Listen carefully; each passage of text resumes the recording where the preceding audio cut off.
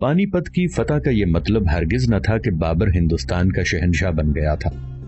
ابھی تک وہ صرف دہلی اور آگرہ کا حکمران ہوا تھا، اور ابھی اسے ہندوستان پر اپنا پرچم لہرانے کے لیے طویل جدوجہد درکار تھی۔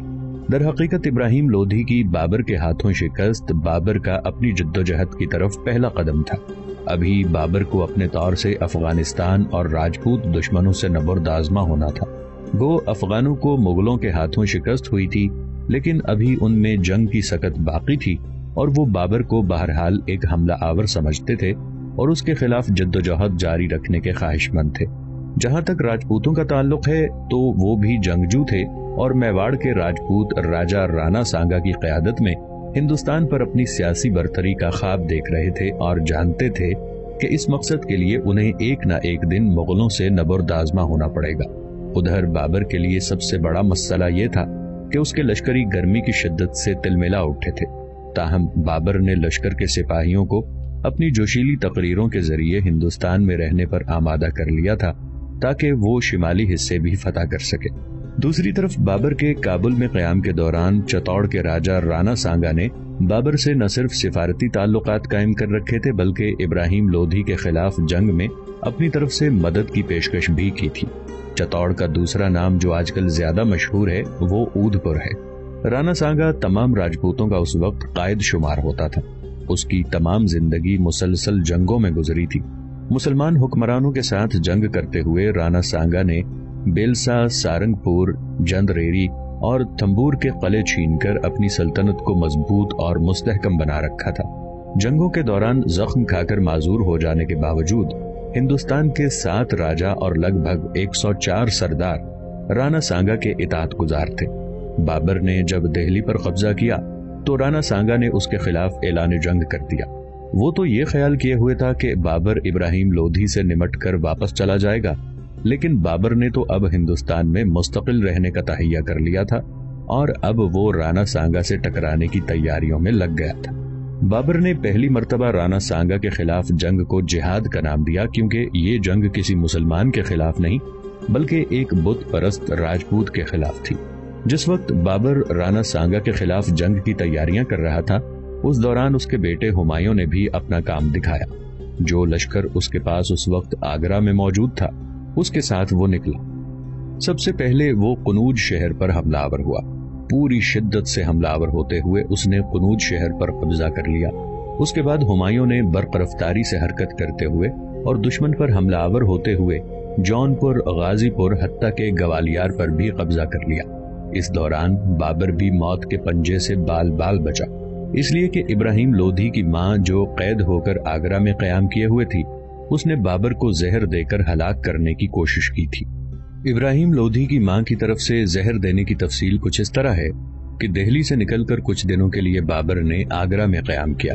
یہاں بابر نے ہندوستانی کھانے کھائے اور وہ کھانے اسے بڑے اچھے لگے، لہٰذا اس نے ابراہیم لودھی کے باورچیوں کو بلایا جو اس وقت آگرہ میں قیام کیے ہوئے تھے۔ کہتے ہیں کہ 50 یا 60 باورچی، جن میں سے بابر نے چھانٹ کر 4 کو اپنی ملازمت میں رکھ لیا تاکہ بابر کے ساتھ رہ کر وہ اس کے لیے ہندوستانی کھانے تیار کریں۔ ابراہیم لودھی کی ماں کو جب پتا چلا کہ بابر نے اس کے بیٹے کے کچھ باورچیوں کو اپنے ہاں ملازم رکھ لیا ہے تو اس نے ایک چاشنی گیرے سے رابطہ قائم کیا۔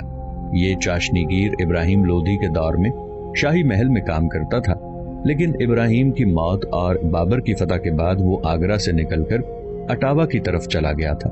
وہ چاشنی گیر چونکہ ابراہیم لودھی کا ماں کا بڑا پسندیدہ اور بھروسے کے لائق تھا، لہٰذا ابراہیم لودھی کی ماں نے اس چاشنی گیر کو اٹاوا سے آگرہ طلب کیا۔ اس چاشنی گیر کا نام احمد تھا۔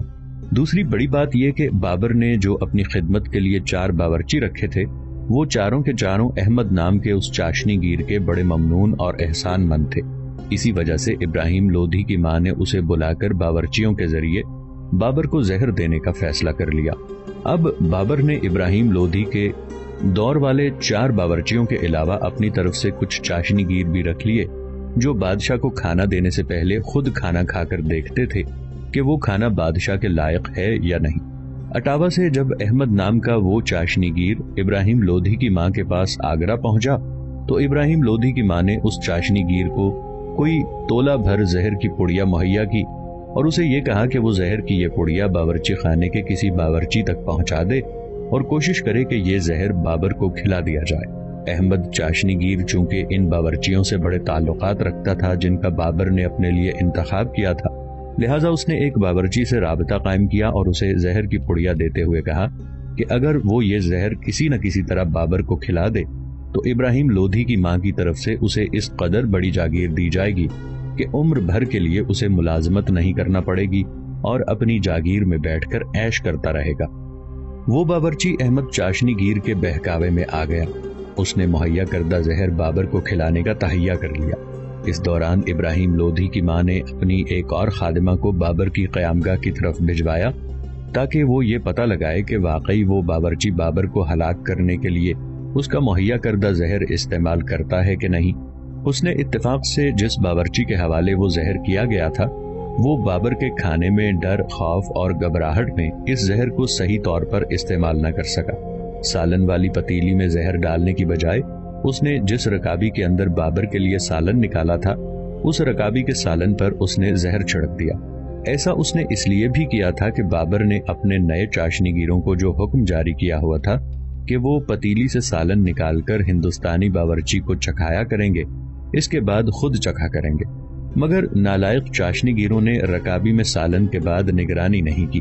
اس کے علاوہ جس باورچی نے زہر استعمال کیا تھا اس نے زہر کچھ پھلکوں پر بھی چھڑک دیا۔ اس نے مزید یہ کام کیا کہ جن پھلکوں پر اس نے زہر چھڑکا تھا ان کے اوپر کچھ بوٹیاں رکھ دیں اور ان بوٹیوں پر زہر چھڑکنا بھول گئے۔ اگر وہ ان بوٹیوں پر بھی زہر چھڑک دیتا تو یقیناً بابر ہلاک ہو چکا ہوتا۔ مورخین کہتے ہیں کہ زہر استعمال کرتے ہوئے وہ باورچی گھبرا گیا۔ کچھ زہر تو اس نے پھلکوں اور رکابی کے سالن پر چھڑک دیا اور کچھ زہر اس سے چولہے میں گر گیا، کیونکہ زہر استعمال کرتے ہوئے وہ کپ کپا رہا تھا۔ ادھر ظہیر الدین بابر جب جمعے کی نماز سے فارغ ہو کر آیا اور اس کے محل میں دسترخوان چنا گیا، سب سے پہلے اس نے سالن میں سے پکی ہوئی گاجریں کھائیں۔ اس کے بعد اس نے چند لقمے زہر والی رکابی سے لے کر بھی کھائے۔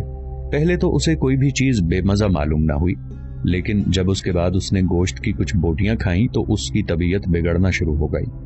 اس موقع پر بابر یہ سمجھا کہ ایک دن پہلے اس نے خشک گوشت پکوا کر کھایا تھا، اس سے اس کی طبیعت بے مزہ ہوئی، تو شاید یہ اسی کے باعث ہوا، اور اس موقع پر اسے متلی بھی محسوس ہونے لگی۔ 2-3 بار اسے ابکائی آئی، قریب ہی تھا کہ اسے دسترخوان پر ہی متلی آ جاتی۔ آخر اٹھ کر آبدار خانے میں گیا۔ جاتے جاتے اسے ابکائیاں آتی رہیں، پھر آبدار خانے میں جا کر اسے ابکائی ہوئی۔ اپنی یہ حالت دیکھتے ہوئے بابر سوچوں میں پڑ گیا، اس لیے کہ اس سے پہلے کھانا کھا کر اسے کبھی قے یا ابکائی نہیں آئی تھی۔ اس بنا پر اسے شک ہوا کہ ضرور کھانے میں کچھ ہے، لہٰذا اس نے حکم دیا کہ باورچیوں کو حراست میں لے لیا جائے۔ ساتھ ہی جو غذا اسے پیش کی گئی تھی وہ ایک کتے کو ڈالی اور اسے کھلائی اور اس کتے کو نگاہ میں رکھا۔ دوسری صبح اس کتے کا پیٹ پھول گیا اور وہ ایسا علیل اور مدہوش ہوا کہ جب اس کو پتھر مارے گئے تب بھی اپنی جگہ سے نہ اٹھا۔ آخر دوپہر کو وہ اٹھ بیٹھا اور مرنے سے بچ گیا۔ اس موقع پر جو کھانا ظہیر الدین بابر کے لیے پکا تھا اس میں سے اس کے محافظ دستے کے 2 سپاہیوں نے بھی وہ زہر والا کھانا کچھ کھا لیا اور وہ بھی قے کرتے رہے۔ ان کی حالت بھی بہت بگڑ گئی تھی مگر وہ مرنے سے بچ گئے تھے۔ اس کے ساتھ ہی ظہیر الدین بابر نے اپنے ایک سالار کو اس معاملے کی تفتیش کرنے کا حکم دیا، اور جب اس باورچی پر سختی کی گئی جس نے زہر استعمال کیا تھا تو اس نے سارا حال ایک ایک کر کے بیان کر دیا۔ باورچی سے سب کچھ جاننے کے بعد بابر نے اپنے سارے امیرزادوں، وزیروں، سالاروں اور سلطنت کے عمائدین کو اپنے پاس بلایا۔ جب سب اس کے پاس جمع ہو گئے تو باورچیوں کے علاوہ ان عورتوں کو بھی دربار میں بلایا گیا جنہوں نے زہر پہنچایا تھا، اور جب ان سے تفتیش کی گئی تو انہوں نے بھی ساری تفصیل سنا دی۔ جب یہ بات ثابت ہو گئی کہ ابراہیم لودھی کی ماں نے اٹاوا سے ایک چاشنی گیر کو بلایا جو ان باورچیوں کا جاننے والا تھا جنہیں بابر نے اپنے لیے منتخب کیا تھا، تب اس احمد نام کے چاشنی گیر کے تو اسی وقت ٹکڑے کر دیے گئے۔ جہاں تک اس باورچی کا تعلق تھا جس نے یہ زہر استعمال کیا تھا، اس کی کھال کھچوا دی گئی۔ جس ملازمہ نے زہر پہنچایا تھا اسے ہاتھی کے پاؤں تلے کچلوا دیا گیا، جبکہ ابراہیم لودھی کی ماں کو حراست میں لے لیا گیا۔ بعد میں اسے کابل بھیج دیا گیا۔ وہ یہ سمجھی کہ کابل لے جا کر اسے بدترین اور کڑی سزا دی جائے گی، لہٰذا راستے میں جس وقت وہ دریائے سندھ عبور کر رہی تھی اس نے دریا میں کود کر خودکشی کر لی۔ چتوڑ کا راجہ رانا سانگا کسی صورت یہ پسند نہیں کر رہا تھا کہ بابر مستقل طور پر ہندوستان میں رہے۔ وہ اس بات پر تو خوشی کا اظہار کر رہا تھا کہ بابر نے ابراہیم لودھی کو شکست دے کر دہلی کی سلطنت کو تہس نہس کر کے رکھ دیا ہے۔ اب وہ یہ بھی چاہتا تھا کہ بابر اپنے لشکر کو لے کر ہندوستان سے نکل جائے تاکہ سارے ہندوستان پر رانا سانگا خود حکومت کرنے کے قابل ہو جائے۔ رانا سانگا یہ بھی جانتا تھا کہ اگر اس نے بابر سے ٹکرانے میں تاخیر کی تو بابر کو سنبھلنے اور اپنی طاقت و قوت میں اضافہ کرنے کا موقع مل جائے گا۔ لہذا رانا سانگا ایک بہت بڑا لشکر لے کر نکلا اور چتوڑ سے اس نے بیانہ شہر کا رخ کیا۔ آخر بیانہ سے بھی روانہ ہوا، میوات کی طرف بڑھا۔ یہاں بھی کوچ کرتے ہوئے وہ آگرہ کے مغرب میں تقریباً 37 میل دور بھرت پور نام کے ایک گاؤں کی طرف بڑھا۔ اس وقت بابر اور اس کا بیٹا ہمایوں دونوں ہندوستان میں اپنے دشمنوں میں گھرے ہوئے تھے اور یہ دونوں باپ بیٹے کے لیے بڑا نازک موقع تھا۔ یہی وہ موقع تھا جب بابر نے شراب پر پابندی عائد کر دی تھی۔ ساتھ ہی اس نے خود بھی شراب نوشی ترک کر کے جس قدر شراب کا ذخیرہ تھا اسے ویران کنوؤں میں پھینک دیا۔ بابر کو جب خبر ہوئی کہ رانا سانگا ایک بہت بڑے لشکر کے ساتھ بھرت پور پہنچ چکا ہے، تب وہ بھی اپنے لشکر کے ساتھ نکلا۔ اتنی دیر تک رانا سانگا اپنے لشکر کے ساتھ کنوا کے مقام پر پہنچ چکا تھا، لہذا بابر نے بھی ادھر کا رخ کیا۔ 16 مارچ 1527 کو کنوا کے مقام پر دونوں لشکر ایک دوسرے کے سامنے صفارہ ہوئے۔ اس بار بھی جنگ کا نقشہ پانی پت کی جنگ کے نقشے کی طرح رکھا گیا۔ بابر نے اپنے لشکر کے بائیں حصے کا کماندار مہدی خواجہ کو بنایا۔ اپنے توپ خانے کی کمانداری حسب سابق نظام الدین علی خلیفہ کے سپرد کی۔ جب جنگ کی ابتدا ہوئی تو رانا سانگا نے بابر کے لشکر کے دائیں اور بائیں بازو پر تابڑتوڑ حملے شروع کر دیے، لیکن بابر اور اس کے لشکریوں نے راجپوتوں کو سخت ترین جواب دیا اور راجپوتوں کے اگلے لشکریوں کو تقریباً کاٹ کر رکھ دیا۔ راجپوتوں نے بار بار کوشش کی کہ مغلوں کے لشکر کے اندر گھس کر اپنی فتح کو یقینی بنائیں، لیکن راجپوت تو یہ خیال کر رہے تھے کہ لڑائی میں کوئی قوم ان کا مقابلہ نہیں کر سکتی۔ انہوں نے محسوس کیا کہ جنگ کے دوران مغل ان کے سامنے لوہے کی دیواروں اور چٹانوں سے بھی زیادہ سخت ثابت ہو رہے تھے۔ جہاں راجپوت یہ ارادہ کرتے تھے کہ مغلوں کے اندر گھس کر جنگ کریں، وہاں یہی کھیل مغلوں نے کھیلنا شروع کر دیا تھا اور وہ راجپوتوں کے اندر گھس کر ان کا قتل عام شروع کر چکے تھے۔ یوں 10 گھنٹے کی لگاتار اور زبردست جنگ کے بعد رانا سانگا کے لشکریوں کے خلاف بابر کو فتح نصیب ہوئی۔ اس جنگ سے متعلق مورخین لکھتے ہیں کہ بابر نے جنگ کی ابتدا کرتے ہوئے سب سے پہلے اپنی توپوں کو آگے رکھتے ہوئے ان سے گولے داغنے شروع کیے۔ دوسری طرف رانا سانگا نے مسلمانوں پر خوف و ہراس طاری کرنے کے لیے ہاتھیوں کو آگے رکھا تھا، لیکن جب بابر کی توپیں داغی جانے لگیں اور گولے ہاتھیوں کے اندر گرنے لگے، تب ہاتھی خشک پتوں کی طرح اڑتے ہوئے ادھر ادھر بکھرنے لگے۔ اس کے بعد بابر کے تیر اندازوں نے موسلا دھار بارش کی طرح راجپوتوں پر تیروں کی بارش کر دی تھی، جس کی وجہ سے ان گنت راجپوت چھد کر رہ گئے تھے۔ کہتے ہیں دوپہر کی تیزی نے بھی گھمسان کی جنگ میں کوئی کمی نہ ڈالی۔ راجپوت ہر صورت میں مسلمانوں کو پسپا کرتے ہوئے اپنی پوری طاقت و قوت سے حملہ کر رہے تھے۔ جب راجپوتوں کا ایک لشکر مغلوں سے مات کھا کر پیچھے ہٹتا تو وہ رانا سانگا کے علاوہ کسی دوسرے راجا یا رانا کا لشکر اس کی جگہ لے لیتا اور مغلوں پر ٹوٹ پڑتا۔ عصر کے وقت تک بابر نے زیادہ تر اپنے لشکر کے 2 پہلوؤں کی طرف سے دشمن پر دباؤ ڈالے رکھا، اور جو اس کے لشکر کا وسطی حصہ تھا اس کو بھی اپنے لشکر کے پہلوؤں کی مدد کے لیے مقرر کیے رکھا۔ اس جنگ میں راجپوتوں کو ان کی امیدوں کے خلاف سخت نقصان اٹھانا پڑا تھا۔ ایک موقع پر انہوں نے جب اپنی صفوں کو اثر نو درست کر کے زخمیوں کو پیچھے لے جاتے ہوئے نئے انداز میں بابر پر حملہ آور ہونے کی ابتدا کرنا چاہی، تب بابر نے بھی اپنا پینترا بدلتے ہوئے نیا انداز اپنایا۔ بابر نے غیر متوقع طور پر پورے لشکر کو حکم دیا کہ یکبارگی پوری طاقت و قوت سے راجپوتوں پر ٹوٹ پڑیں۔ بابر کی طرف سے یہ حکم ملنا تھا کہ توپوں کو آگے کھینچا گیا۔ تیر انداز بڑی سرعت سے پیش قدمی کرتے ہوئے توپوں کے ساتھ ساتھ آگے بڑھے۔ اس طرح بابر نے پورے لشکر کے ساتھ اپنی ساری طاقت کو صرف کرتے ہوئے راجپوتوں پر حملہ کیا تھا۔